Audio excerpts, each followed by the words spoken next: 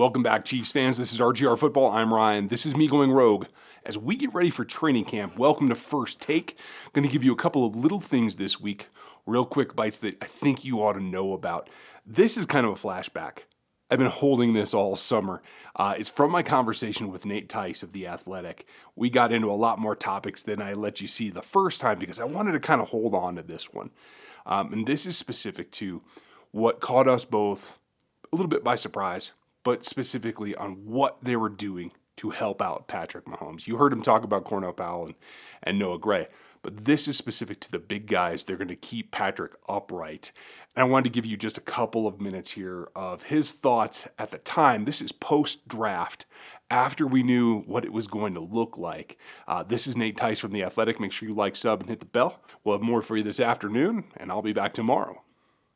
I felt like there was a real disparity in, grades where we thought they were, and bam, those guys that went high, and everybody else seemed to kind of drift a little bit. What's your impressions of, in particular, that offensive line group? Any huge surprises that fell out of the first or fell anywhere? But as far as offensive line, seemed to me that all the guys went about where they were or where they were slotted.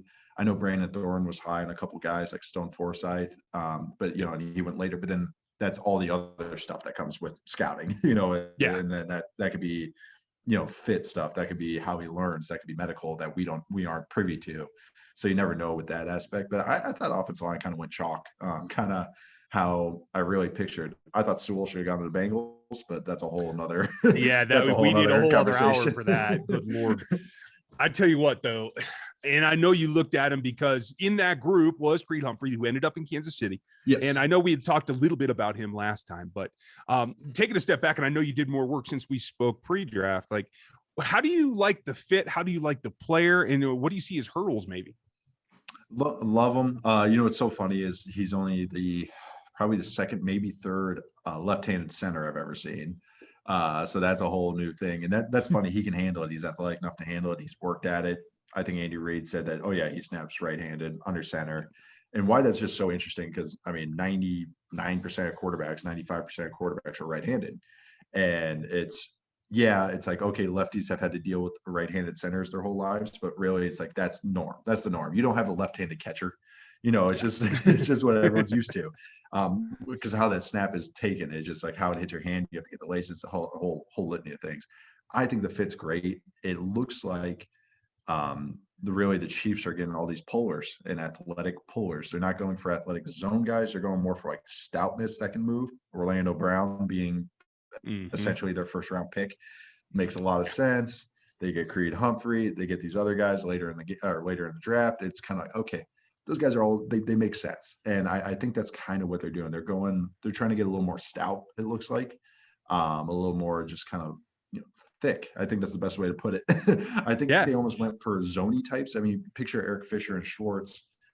They're going to look different, obviously, than Orlando Brown, but just other guys that they're going after. It looks more they're just getting I would say traditionally offensive line types, but they're getting away from maybe that 305, 310 lean type and getting more like big athletic touch, more like my dad's Raiders when he was there.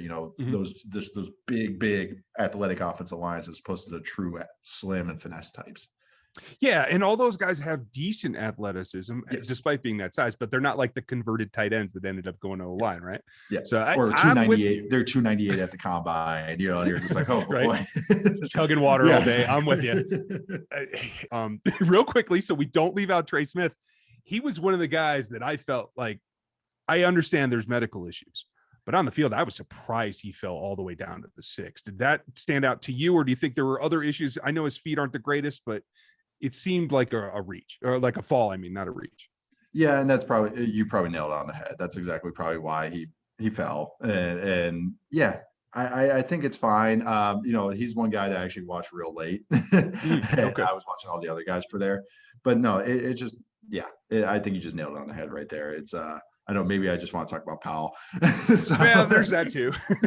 but no, that's exactly. Yeah, I think you just nailed it on the head, and that's what. Sometimes it stinks. You watch a guy and you're like, why is this guy falling? And it turns out both of his shoulders have been repaired. He has a bum knee. There's a running back that was like that, Jamar Jefferson from Oregon State. I really liked him. wasn't the twitchiest guy, but I thought he was a very useful player. And he went in the 7th, and then I kind of was like, man, what the hell? I texted my buddy from Oregon State, and he goes, oh yeah, he's got bump shoulders. I was like, oh, okay. Makes sense. But you just don't know that until you go in. But that's part of the process. That's the piece of the puzzle you're trying to figure out. And those are the teams that get that information and actually exactly, or just know how to gauge it. Just go like, because some guys it's all a sliding scale. It's like some guys it matters so much more, and some guys you're like, we can tolerate that because he's so dang good that it's like, okay, or he knows how to take care of himself. So it's like, okay, that was a freak thing or a couple freak injuries. Medical was decent, but it's not great. But this guy really takes care of himself. So it's like, I mean, that's scouting though. I mean, that's you got to put all this together and hopefully. That's why people get paid to do it, right? Yeah, exactly. Right. All right. Thanks for watching this video from the team at RGR Football. Click these videos to see more and subscribe to RGR Football.